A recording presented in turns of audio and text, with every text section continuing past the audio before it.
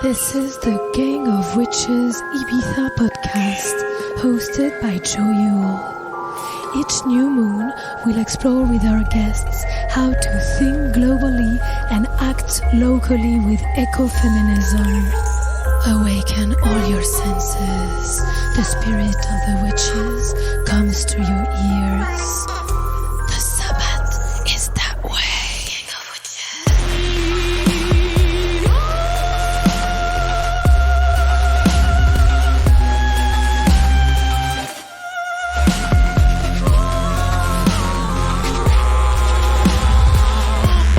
Gang of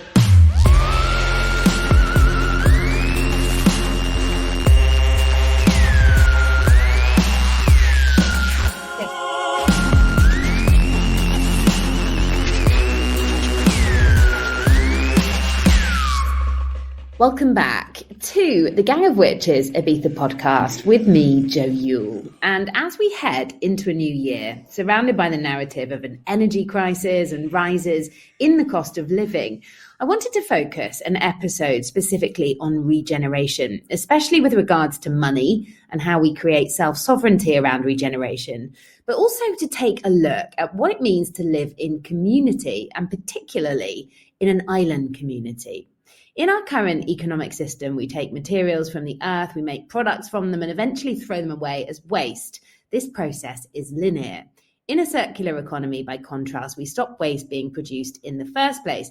And so we're going to get into what regeneration actually is and looks like in this episode. Because central to capitalism is the theme of extreme growth and consumption-orientated mindset and monetary focus. The individuality of our current economic system usually lays in support of the rational economic man. So to move away from such systemic structures requires us to change the way in which we connect to work and money, renewing our connection to ourselves, each other, and perhaps something even greater than that, which is the resettlement of seeing ourselves as the interconnected part of nature and focusing on the building of a culture of regeneration that requires us to move away from the fear of dependence mindset to one of an interdependence. Now, here to help us unravel this idea today are two women, Jashana Kippert, who has an educational background in Anthropology and Environmental Science and is the co-founder of the Ola Honua Agricultural Community in Hawaii. She is a workshop leader and community consultant in Switzerland, Italy, and Hawaii, as well as a long-term eco-villager. And Jashana is familiar with the conversations around money that arise in community gatherings. Plus, we have Inès Castagnet, the founder and producer behind the up-and-coming platform called the Regeneration Station and the EDE Ibiza. She is an entrepreneur, project designer and manager, and focuses on building a culture of regeneration through connection, healthy relationships to work, and integrating our relationship to nature. Now, both of these ladies are also part of the Gaia Education and Global Eco-Village Network and are providing education about how we can live in more regenerative and sustainable ways. Ladies, welcome to the Gang of Witches Ibiza podcast, the first podcast of 2023. So happy New Year. Thank you for having us. It's a pleasure to be here. Thank you. I'm happy to be here. So Inès, let's just start with you. And you've been spending quite a lot of time in Ibiza during your master's researching permaculture enterprises and communities on the island with a focus on regeneration. So maybe you can just start by giving us a little bit of a background or a definition even of what regeneration is. Yeah, so I really see regeneration as going beyond sustainability. It is a process of revitalization, renewal, and resettlement. So I take these as the fundamental pillars of creating a culture of regeneration. And it offers an opportunity for us to create something new, to move beyond sustainability and in response to something that we currently have, which is a little bit degraded. So looking at regeneration means in terms of revitalization, it's important to look at work and how we structure work and how we move within the workspace. This is a fundamental principle, because if we look at, as you said, capitalism, the rational economic man, individualism and consumption, creating an economy of more care moves away from that and reframes our relationship to work to one which is more compassionate, with cooperation, connectivity, mutual exchange. This also involves us working across different kinds of scales. So, for example, bridging together the local, the regional, and the international scale. I also find that it is important not to, let's say, demonize large-scale organizations, because that creates another form of othering, which we are used to. And instead, we need to come together and we need to work together. Revitalization in work also means connecting more with nature, but I'll speak a little bit more about that in one of the next points. So the next part of regeneration requires renewal, and this is really about renewal to ourselves, renewal of connection to ourselves, to other people, and having a larger mission. So if you're taking a large-scale problem such as climate change, for example, it requires a whole kind of diversity of actors to be coming together and working on the same issue. So having this larger mission or goal requires everybody to work together, even though it may be from a different industry, a different scale.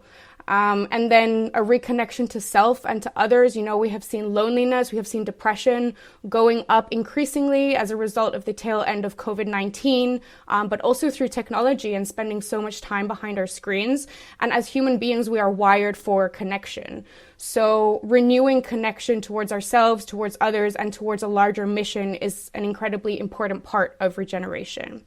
The last point of this definition that I would like to touch on is the integration, and that's the integration towards nature. Seeing ourselves as a part of nature rather than separate from nature. And this separation of nature really occurred as a response or the rise of imperialism and capitalism. So reconnecting more with nature requires us to focus more on our local environment.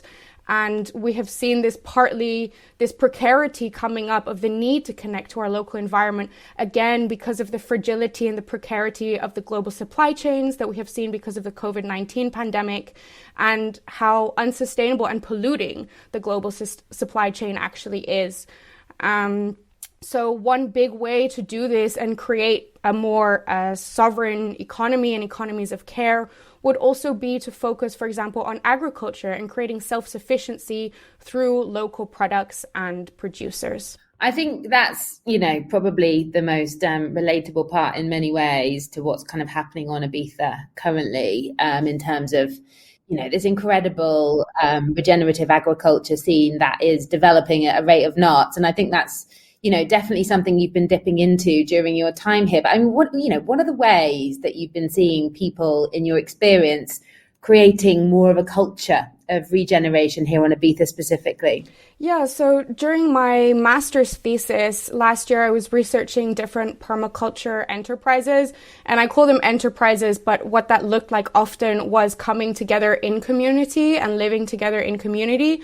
So really utilizing connections of social exchange and social capital towards this larger common mission. Very often this did involve agriculture. It also involved gathering around food, which is a central way in which people connect. This has been shown time and time again, right, across multiple different cultures, and also through music. So Ibiza is known as a party island, but there are a lot of cool projects around regeneration, but this is also a really great way that these different communities and enterprises bring people together, and really that creation of self-sovereignty through connecting with the land. It's interesting you say that, actually, because I'm actually presenting the TEDx conference in March, and there's another amazing regenerative community being built through that project. And one of the, the things that we're talking about quite a lot is the music side of that. And it's quite interesting to hear, the theme for TEDx is, expanding perspectives. And,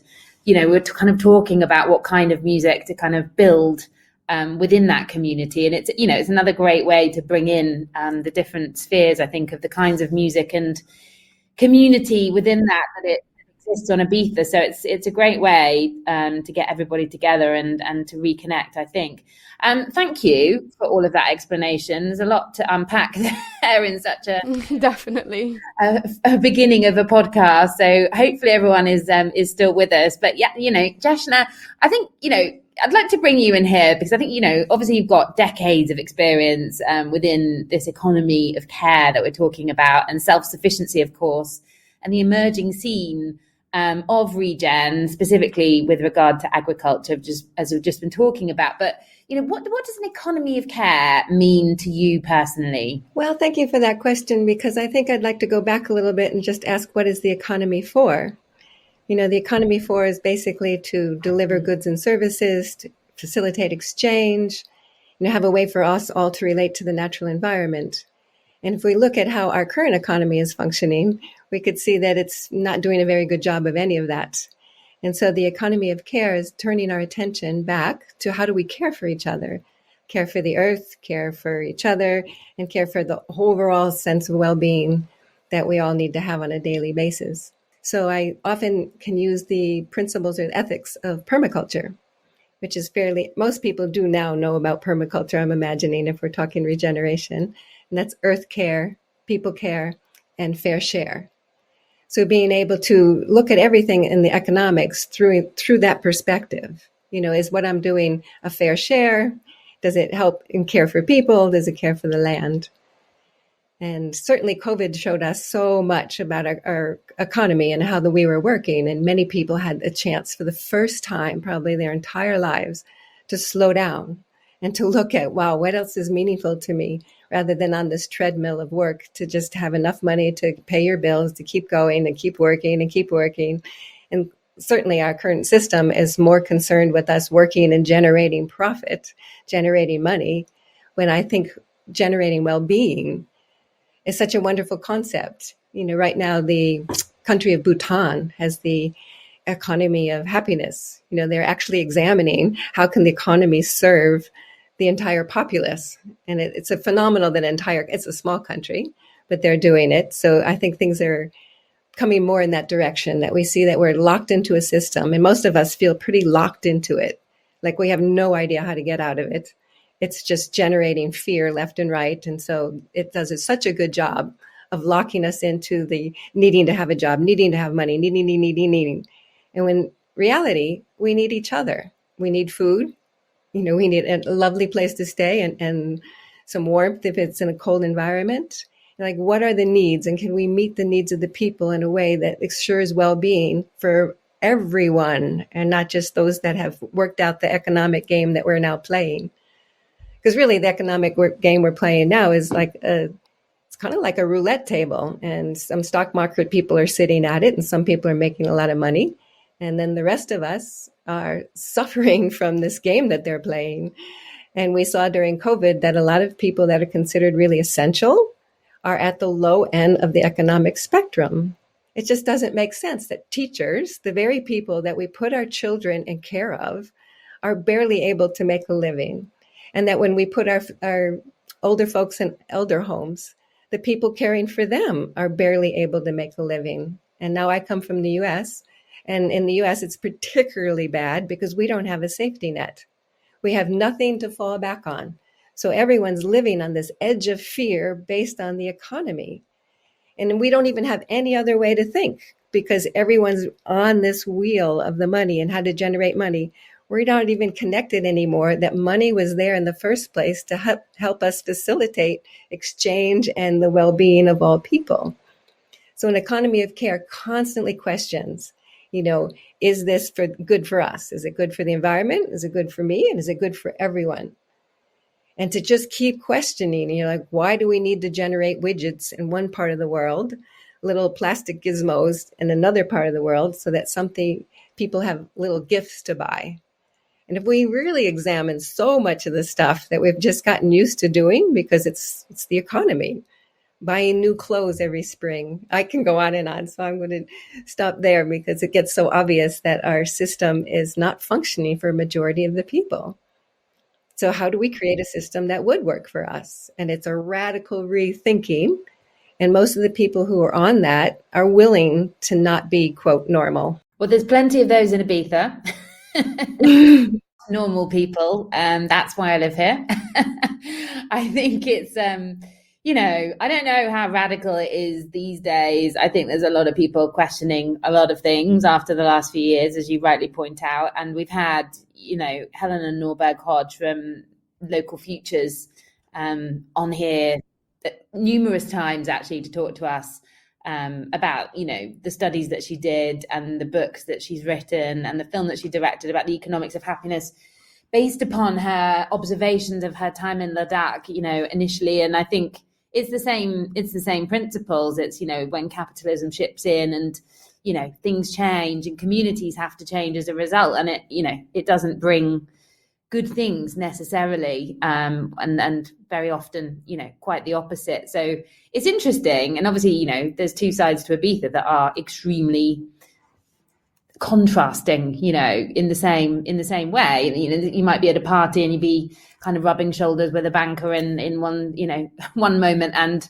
somebody who lives up north off grid in a van in the other. So it's a great place, I think, to kind of see both sides of the scale. And I think, living in community, which you've obviously done a hell of a lot of, are definitely kind of themes that are popping up on this island ever more so. But I think, it'd be interesting, obviously, from one island to another, perhaps to talk a little bit about your time in Ola Honua, if I'm pronouncing it correctly, the agricultural community that you spent time working within. Because I think, obviously, Ibiza, as I've just said several times, has this developing and emerging regenerative agriculture scene.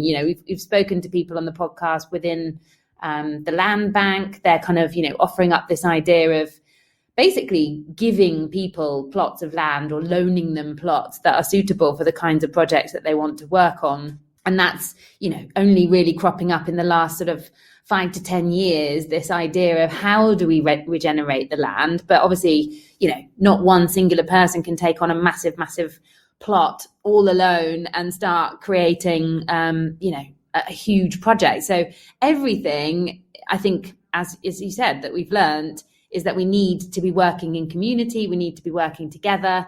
So I'd love to know a little bit more about, your time there in Hawaii and how you perhaps experimented with creating economies of care there. I'm going to take one moment and pick up on this notion that you had that there'd be a banker intermingling with someone else, because that's very similar here in Hawaii, in Maui. It's a very small island. And what you become really aware of is we need each other. Like the only way we would find ourselves at these kind of parties where the ultra wealthy and those of us working the land were in the same place is because we needed connection. And so what became really obvious that a lot of the large landowners were not taking care of the land. They had one lovely little house, and maybe they just came to it for 2 weeks out of the whole year. And so those of us that didn't have land and didn't have money were sort of examining, well, how could we have access to that land possibly and grow food while it's just sitting there 365 days a year and getting mowed right before the people come to visit. So I'm just going to go right into the idea that we created, and that is to convince a large landowner that if we were to continue to improve their property and make it so that it was beneficial for us to be on that land, then we could make a deal and maybe work ourselves into being able to be there forever. And you had mentioned this whole thing about farming, and not a whole lot of us like to farm. Like the number of people who really love it is a very small percentage. And I know that from the number of people who passed through our farm who were excited to come farming. And when it actually got down to it, it's quite difficult. It is really challenging. It's day in, day out. I've heard some of your podcasts from the people who are doing it. It's nonstop, so we need each other to do that. And then this whole financial thing. So we did find a landowner who was willing to give us permission. And what we did is we created different organizations on it. We had a business in order to create money. But the main thing we were doing for her is planting a hardwood forest. So she could take a risk with us and not lose. The worst that could happen is she would have all this hardwood on her property that she could eventually harvest. So we would make every year a different contract So we would say we would commit to planting a certain number of acres, and by the end of this time period, we were also advancing our business. So we had access to land, which is just an amazing thing right there, without having to pay for it other than our labor. So oftentimes what happens in these situations is what I call a slave labor situation. You'll have a landowner and they'll welcome people on there to come work in exchange for the ability to be there. And I wanted to stop that. I wanted to make it so that people could eventually also be able to live there and stay there. And then in that sense, all the land of Maui would be cared for and would be generating food. Because we have a very horrible statistic that over 90% of our food was imported, which is insane on an island that is lush and as vital as Maui is. A majority of the land that was in cultivation was sugarcane.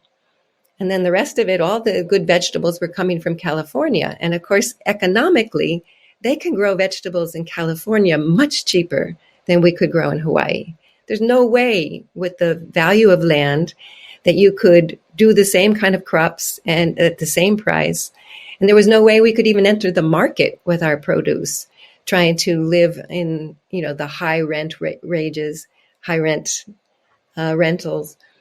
So this contract that we had with her, and I still like the idea, like even though my farm still doesn't exist right now, this notion that everywhere there are large plots of land, or even, people who aren't occupying their land, at least give it access to the farmers. Sorry, I'm daydreaming about this this statistical figure of you basically still beat us, because we're at 90, it used to be 98% imported, 2% consumed that's grown here. And I think it has just changed to something like 3.6%. So it's still more than 96% of the food that we eat on Ibiza is brought in probably from the mainland and obviously elsewhere.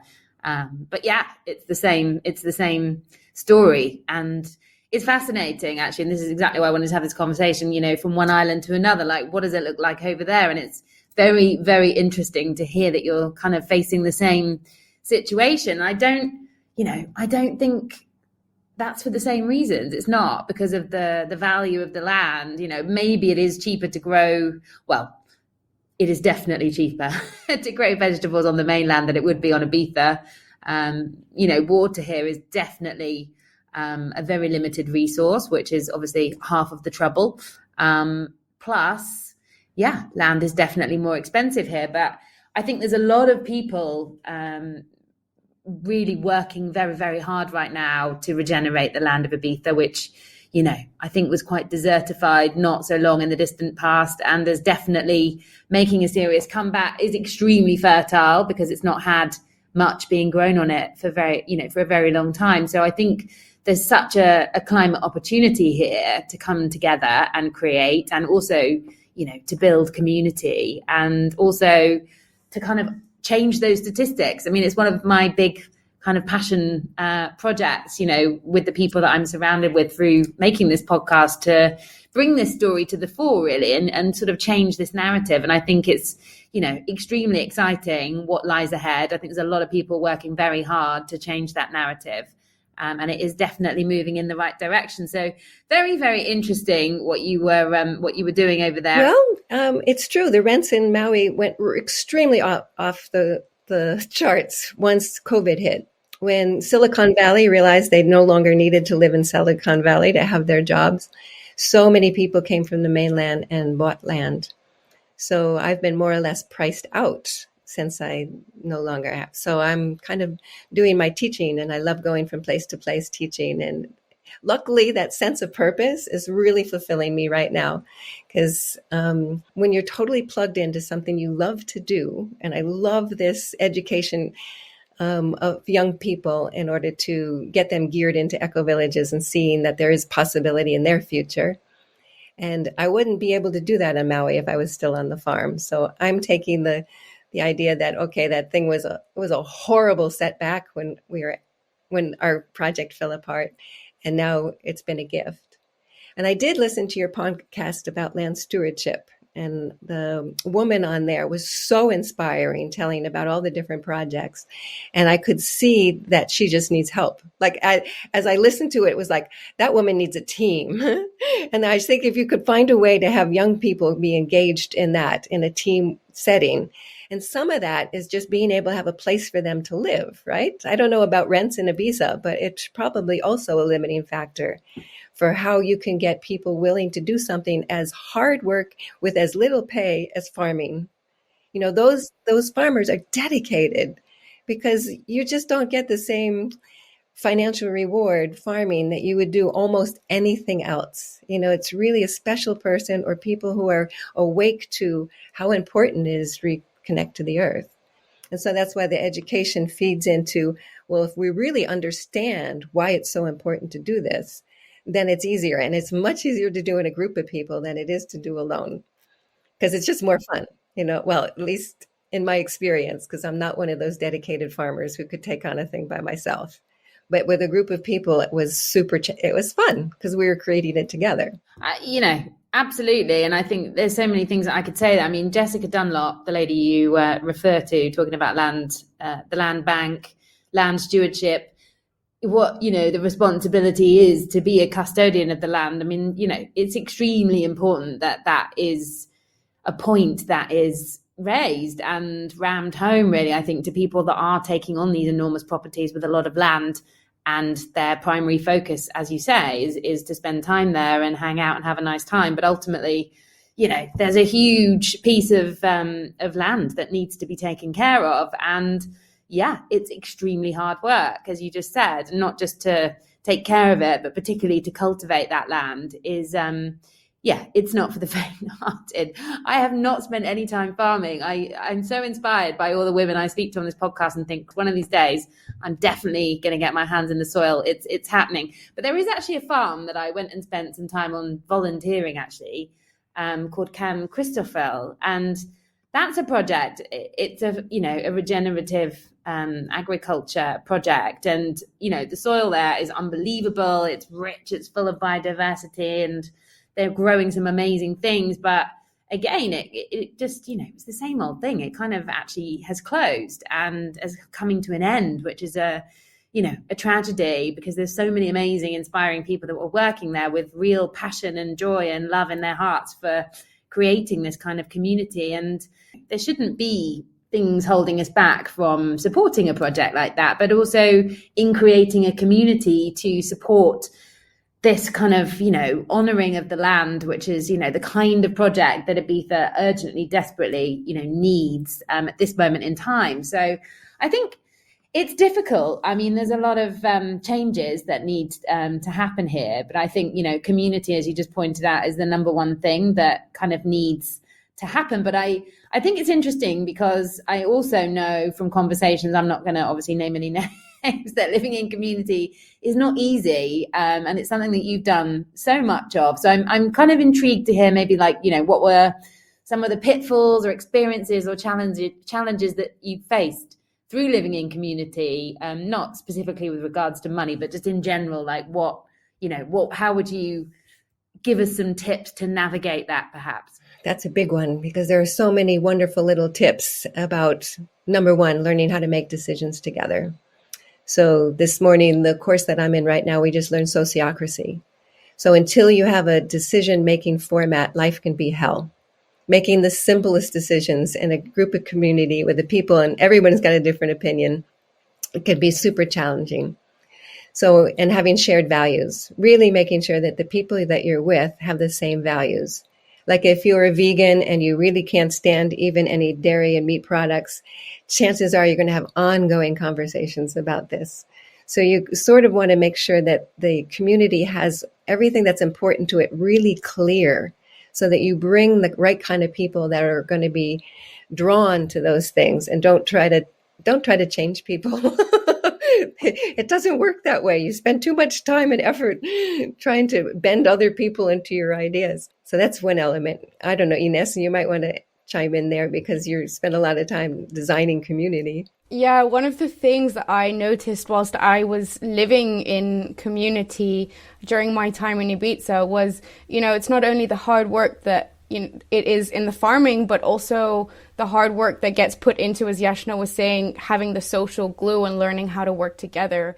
And actually, that also really depended on how we value time and how we value work.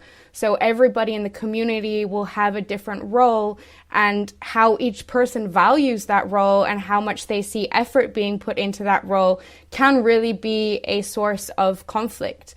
And I guess that, we're tending to confound also within this capitalist system that we live in, value and values. So the value of time and work will also depend on what your values are. So I'll pick up on that, because in our project, everyone would have called us workaholics because we work nonstop. But it didn't feel that way, because we were very passionate about what we were doing. And so from morning to end, and then meetings at night, and meetings at night is not a good idea because you're pretty tired after working in the field. So then we learned how to have meetings in the morning, because it's way easier to do them when you're fresh than exhausted. And little by little, when different people would come and they weren't as enthused as we were, they definitely called us workaholics. But I never felt like one, because the passion was just continuously engaged in the project. And when you're side by side with someone else who's as passionate as you are, it really doesn't feel like work anymore. It becomes this dream that you're living. And there were days when I would carry my little teacup from one place to another, and I'd say, even if this project falls apart, I had today. And I'm glad I did that, because it did fall apart. 10 years is a long time. I think it could be considered very successful, because 10 years with 12 people living together with the same purpose, we survived. And the project's still there. Sounds like it was a roaring success if you managed to do that for a whole decade. I mean, that can never be viewed as something that didn't work out. You managed to do that for 10 whole years. That's longer than most marriages these days. I mean, really. And interestingly, I was just interviewing a lady who started a bakery in Ibiza, Pandora. And the same thing. I said to her, well, how many hours do you think, per week in the bakery with your entire family who also work there? And she said, well, at the beginning, it was about 90 hours a week. And I just, nobody in Ibiza, works probably even 40 hours, let alone like more than double that. People do not move here from elsewhere to work harder than they did wherever they came from. So I just was laughing my head off, because I was like, what in God's name made you think that was going to work out or be a good idea? And she said, well, we just love it. We love baking. And I guess, like, if you love what you do that much and it doesn't feel like work, and you've got an amazing group of people around you in community, then that's just how it feels, I imagine. Unfortunately, I've never had that experience. Newsrooms are not really happy places to be. I was never so keen as to skip out the door and down the road in London and away from work on a regular basis. So I'm almost jealous, really. And what were you growing? Was it avocados that you were making over in Hawaii? Is that one of the things that you were growing, as well as the bamboo? It was a fairly large chunk of land. And again, it was a dream to design, to have 200 acres and just kind of design. So we had a lower portion. In the game of permaculture, you put the food that you're going to eat closest to where you reside. And we wanted to leave the upper portion of the land as a nature zone. So we put all the development in the bottom part, and we had like 13 acres of avocados, 8 acres of mangoes. And one of the reasons we grew extra is knowing that further down the line we would be selling that. But there was also this thought that the island is small, and should the boats ever stop coming, I don't know about Ibiza, how the food comes in, but ours mostly comes by boats and planes. But when the boats stop and we're all there, what's going to happen? And so we thought, we better plant extra food, because when they come and we have all the food, it's going to be awkward. So we took a lot of the Hawaiian foods, like the ulu, the breadfruits, and we planted especially down around the perimeter, so much food that if the entire town of nearby had to come to us, they could just eat off the trees. And then we also needed to create a business, and planting avocados, it takes at least 8 years before the avocados come in. So you're not going to get any money from that for a while until they're ready. And so we worked at a new agricultural product for Maui. Maui was based on sugarcane. It just had been there forever. That was the colonial imposition on the island. And so we wanted to create a new product. And one of the things we wanted to do was build the forest that would make our homes, because we're working into land ownership. So future down the way, we planted bamboo in order for that to be a business, and that the bamboo would be what we would make our houses out of. And then we also planted the hardwoods for her, and then for our philanthropist. And underneath the hardwoods, she would have all the big trees, and we could have all of the understory growth. So in a tropical island future, we would have been doing the coffee and the cacao and in the shade of these beautiful hardwood trees. And a lot of that was designed over time as we looked at the land. What could we do with this? What's the best use of it? How can we design it so that, she wins, we win, and everyone around us wins? Like, the whole area we were in was not generating very much food because it was where all the wealthy people had 200 acres and a house in the center of it. So if we could show that it was possible in this little sector, then hopefully that could be reproduced and more people could find themselves out in this rural zone generating food for the entire island. What do you think the solution to that is? These great big houses with all this land and people not wanting to spend that much time there. I mean, for me, it feels like the land bank is a brilliant, brilliant idea, but obviously that relies upon the modality of whoever the owner is having to offer that up, and coming to the realization that they are not going to be able to regenerate that on their own or have the funds perhaps to, pay for the upkeep of that in their absence. So I think it's an interesting thing because I think that's definitely a theme here, just like it was in Maui or probably still is. It's just, it's interesting. How could we, I think that's, it's coming back to this story of like, why is only 3 or 4 or 2% of the island food grown here, eaten here? Because 90, 80, 70, 60% of the year, there's hardly anyone here compared to how much people come onto this island in the summer. And that is the problem. That is the crux of the issue. It's like, if that was not the case, there would be a more spread out system of food production, supply, demand, more importantly, and ability to meet that demand. And I think, this idea of these empty houses being here most of the year, if someone's only coming for 2 or 3 or 4 weeks, I personally, I feel like that is probably where the problem is coming from, specifically for Ibiza anyway. And I think, wouldn't it be interesting if there was some kind of community project where, Inès, I'm definitely going to ask you, but I think it's, if you could offer that up to these kinds of communities to take it over for 6 months or something, that feels to me like, I don't know, might be seen as this kind of hippie out there. I think one part of that is, as you were saying, that Ibiza is really quiet during the winter time and really, really busy during the summertime. And I don't know if it's the same in Hawaii, but there's basically a huge influx of tourism. And I was reading an academic paper the other day, and it was saying, well, if we want to create slow tourism and sustainable tourism, there is this beautiful intersection that can happen between, okay, you need local people that are there that know what they're talking about, and then you can create experiences for tourists that are coming in, and that could potentially help with land stewardship, with workshops, with events, which I know that Ibiza is already doing. And it shows that the things that stick in our memory the longest are through experiences that mark us as something as profound. And that usually happens through traveling. So there is a really big section there that can be addressed that is not necessarily being harnessed enough. And it's how to integrate local people, but also people that are coming in as tourists or that are seasonally there on the island, and how to create a space where all of those people can come to work together. Beautiful. And that is, something that is starting to happen here. It's happening slowly, like, many things tend to. But I also know that, I just think it will come down to licensing. It always comes back to the same old thing. And even the farms that are doing the incredible work that needs to happen here, like biodynamic farming, regenerative agriculture projects,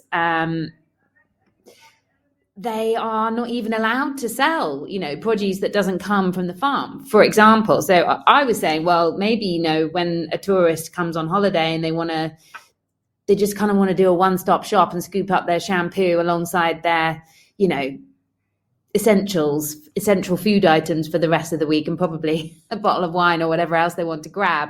But you can't sell all of that on a farm in a farm shop because of the licensing. And for me, that, just feels like utter madness. And I know, to host those dinners where chefs can teach people how to kind of use the products for the land, and those kinds of community meals, even those aren't able to get the correct licensing. There's farmers that are speaking to me about that. I've only had that conversation like a month ago.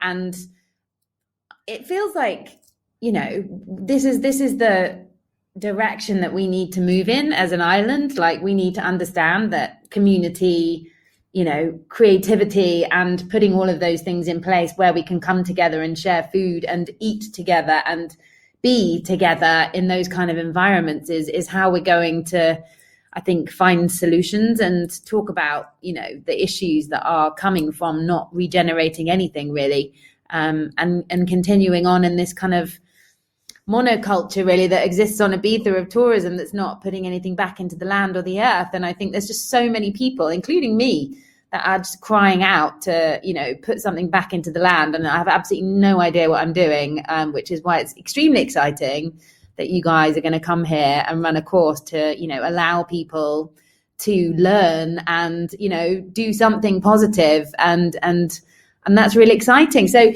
do you want to tell me just a little bit, Jashana, about what you're going to be teaching on that course specifically? Well, it's fascinating because I've studied all the pieces of the course very intensely, and I had most of that information. And one of the reasons our project in Maui fell apart had to do with money. And so when I left that project, money became my next topic. It was nothing I had ever studied before until it was the reason for the ending of my community. And it wasn't for lack of money. It was for what the money would do in the future. So what happened, I'm just going to go there quickly because one person in the neighborhood was willing to give a lot of money if we promised we would never do an educational facility and never have all these influx of people coming to learn this stuff. I was not aware of that. And I had found another investor who was willing to put in 1.2 million in order for our next step. This happened in 2008 when the economy was going through some tough times. And so what happened is that the local money won over the imported money in the sense that it's now just a farm in the same old way that a few people are there and they have slave interns. I mean, they're so happy to go there because they do learn a lot about everything. It's not that terrible in terms of the slave labor element of it. But I do think once you get one experience, like if you had one property where you could make this happen, and then the landowners get to see that it's possible. It's possible that my land gets improved by having these people come and farm it, rather than there's often a fear of what happens when you share your land with other people. So finally, I got interested in money, and I did a whole lot of study of money. And it's quite shocking, actually, that most of us don't even know how money comes into existence. We think we put money in the bank, and then there's money in the bank that then gets lent out to other people.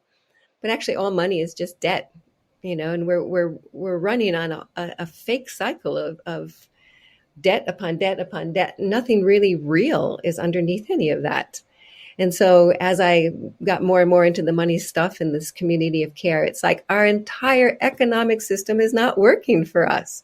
And so now how do I tackle, like it's one thing to tackle a little island of Maui, but this whole economic system. And so I've been studying everything that I can about the different regenerative agriculture, and I'm certainly hooked on degrowth at the moment. And degrowth is acknowledging that we cannot continue to grow. Right now, it's mostly academic, because to get from where we are to a degrowth situation is kind of a miracle even to think about it at this moment. But it's the only logical next step that I can imagine. We cannot continue on a growth economy on a finite planet, especially not taking into account resources. As we're all gearing up now with our electronic gadgets, lithium is going to be one of the resources that comes. And it happens to be in one of the more poor places like Peru or Bolivia. And what are we going to do to go get that lithium? Are we doing business as usual, extracting resources for this economy and then impoverishing the people who live there, not only impoverishing them, but leaving them with a toxic environment? So I'm going to detour for a moment and talk about how crediting Monsanto for the wake up of Maui. Because we discovered, without our knowing it, Monsanto had made a deal with the Department of Agriculture to test some of the newest pesticides and their new GMO corn in the middle of the most pristine and incredibly diverse island in the Pacific. And the reason we discovered this was people were swimming in the ocean and they saw the turtles with growths on their arms. And then little by little, babies were being born with their intestines on the outside of their body. And that was a classic symptom of pesticide use. And so we became aware that it was, in the sugarcane, they had cut out a little area and they were doing this testing. Now, it's horrible, and we got activated. So the fact that Monsanto was there as something to, quote, fight against woke up a lot of people. And I'm really proud that Maui was able to do this. We were able to organize across all the different sectors. The Hawaiians got engaged, and we had, the haulis. Haulis are what we call the white people. It means without breath. And we all got motivated, and we were able to create a moratorium where the people voted to say, Monsanto, you have to stop. Now, unfortunately, it went right back into court, and that a 2-year sacred activism moment stopped. But it was because of money. Monsanto was able to buy their way through our things. So what would we have in exchange rather than money? Well, everyone got activated into this permaculture story. And now, thanks to Monsanto, there are organic farms every which way. People have woken up to that we need to grow our own food and that we need to be as far away from where they're spraying. So different parts of the island are being turned into foods. The awareness of buying local, and again, thanks to Monsanto, is that we're going to be supporting our local farmers and having to pay them more than we would pay them if we were getting our stuff from California. And that's not easy in our current economic situation to go ahead and consciously decide, I'm going to spend more for this. And this is where people need to know why they're doing that. They're doing that to support the local economy. I'm not sure if your local food costs more than the imported stuff, but to educate people, that's why the educational program we're about to do is to get people aware so they can start spending more and putting their money where their values are. And so often, we have these great values, but when it comes to, that beautiful looking fast fashion thing in the store just complements my wardrobe, I will go ahead and get that. And our relationship to money is such that it's being used just to simply please us rather than to be a vote for what we really care about. I think of, money as our vote, and I'm going to put it towards organic, locally grown food. And I'm not going to be consciously buying these cheap goods that come from somewhere else. And so it becomes a sacred relationship to money. And I love reorientating this flow of life. The money is is our flow story at the moment, and how to change that flow story to be one where you're giving it to the things you want to support. It's a duty of care at the end of the day. And, I think, as you say, that really matters to a lot of people. And it specifically matters, I think, to the community of Ibiza, of people that live here and that are not from here, because they have moved here because they're in love with the land and they want to see it flourish and be nourished and grow. But I think a lot of people that are from here, a lot of people can't even afford to live on their own island anymore. They're being priced out. There's no affordable housing. And I think food is expensive in Ibiza for sure, in some of those places that you refer to. So I think it's very interesting. And I think healthy food, not just organic food, but healthy food in general is just so much more expensive than unhealthy food. Like processed anything that comes in a plastic packet is, easy and cheap to feed your family with. And I think that's just the tragedy of our time, really, is that you have to spend more to be able to put back into the land and, you know, to put back into your own human vessel, really, and look after yourself. So I don't know, it's a difficult one. I completely agree with you, but I think there are just some people at this moment in time, as we talked about in the introduction, that, you know, literally just can't afford to go to those lovely farm shops and support. So I think it's a tough one, and it's definitely tougher in other parts of the world specifically than it is in Ibiza right now. I think we're still in a ridiculously fortuitous position. But as this storyline develops, from the energy crisis to the cost of living crisis to God knows what else is around the corner lately.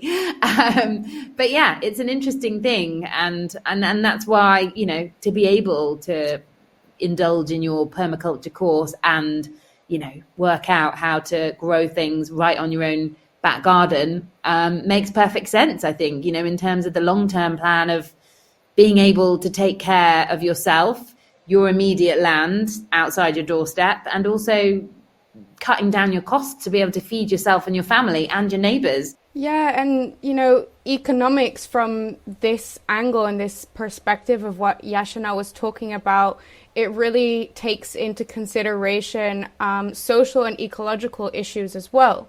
So if you start from the basis of permaculture, what permaculture basically is a way of looking at the land, but it's like systems thinking. So it's a very practical way to implement systems thinking. And if we're thinking in systems, that also means that we're taking into consideration social and ecological practices.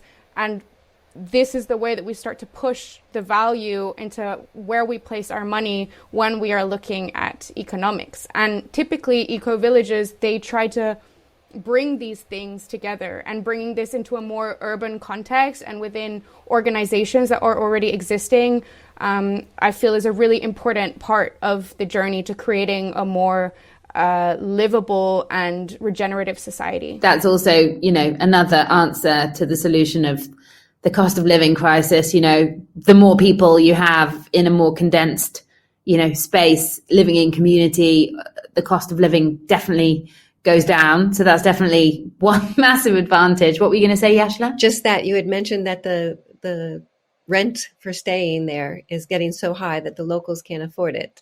And so you need to make it so more people can be on the land to make the farming easier and this greater density.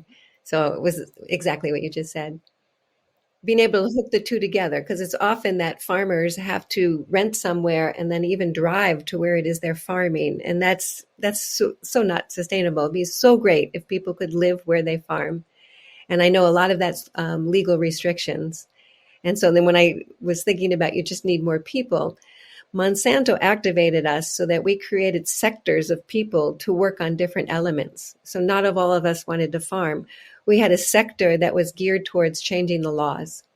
And so a group of about 5 people set about, well, what are the specific laws that we could change that will help us in this situation? And that is also the benefit of community. You use everybody's different skills.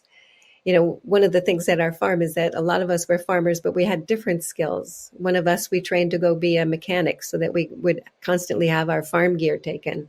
And we paid for it. We paid for his education to become a mechanic so that that skill would be amongst us. And obviously I was learning about economics the whole entire time because we created a business and needed to sell, and we were out in the middle of nowhere. So how do I get my product to market when I'm 2 hours from the next town, you know, and then, you know, working with the neighbors on what else do you need to have go to town? Like, how can we coordinate so that when we're making a trip over there to the other side, a lot of things are going with us, not just our stuff. And that when we come back, we're not in an empty journey. We're facilitating for all of us more efficiency. That sounds very organized and very unlike certain parts of this wonderful island I live on. And I love the chaos, and I love so many things about Ibiza, and I wouldn't have been here for 10 years if I hadn't. But I think, there's obviously a lot of valuable lessons to be learned. And I'm super excited that you guys are going to be running this course in the spring.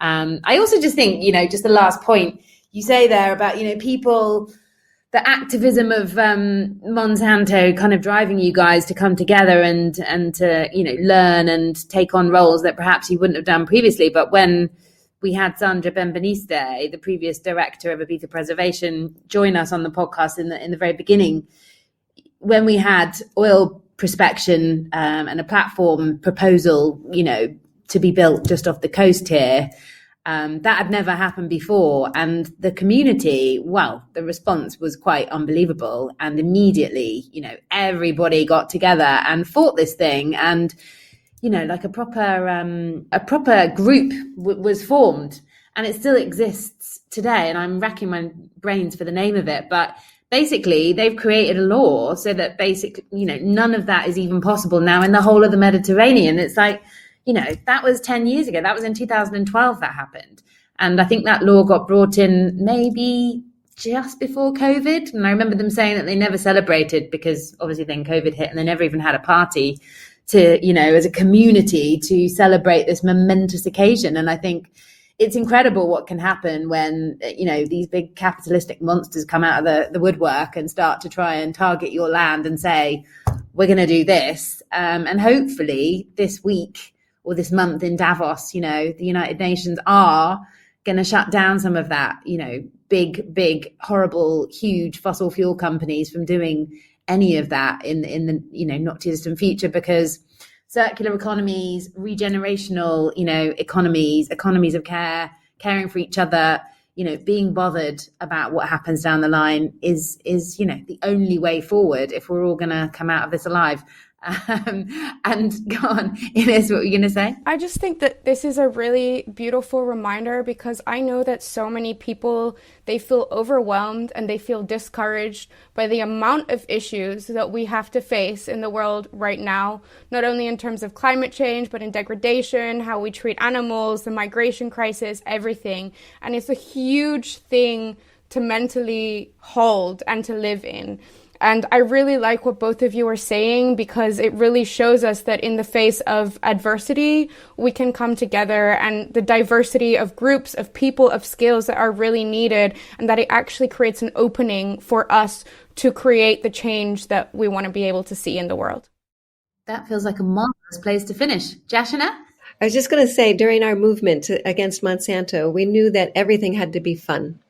And so organizations often served pizza. They often, you know, we had music. It had to be fun. Otherwise, people wouldn't do it. And then once we had won in court, people wanted to continue.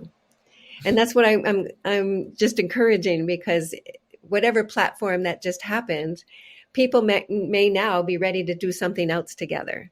Because to realize that a group of people working together is so effective, especially when you have fun together. You know, fun being a very American thing.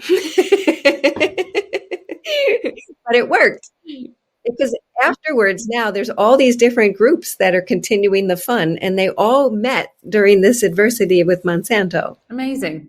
Well, long may that continue. And, you know, I don't think there's any shortage of, you know, communities like that springing up on Ibiza, specifically in the summer. You know, there's such a massive influx of lots of people wanting to do not just, you know, the partying side of the island. Like, I really feel that, you know, particularly in the north, there's a lot of farms cropping up and springing up, and a lot of people wanting to come and do the kind of work that you're alluding to. And there are, I'm not sure if there's an eco village here. There might well be. I think there was one guy that I met once at a Regenerational agriculture meeting that I went to, that Ibiza Produce put together every single month. And I'm pretty sure, you know, there are little pockets, but Ibiza is small, but there's just so many little, you know, pockets of communities that it's quite hard to kind of keep up with the pace of which all of this is developing, which is really exciting. So I'm very much looking forward to meeting you,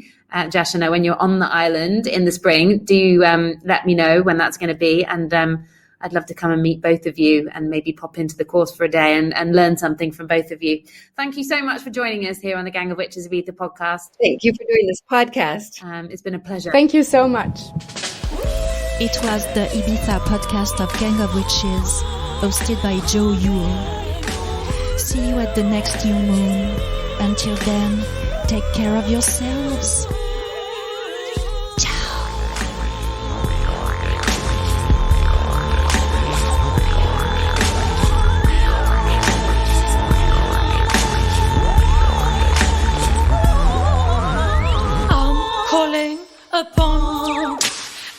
witches everywhere, my witches everywhere.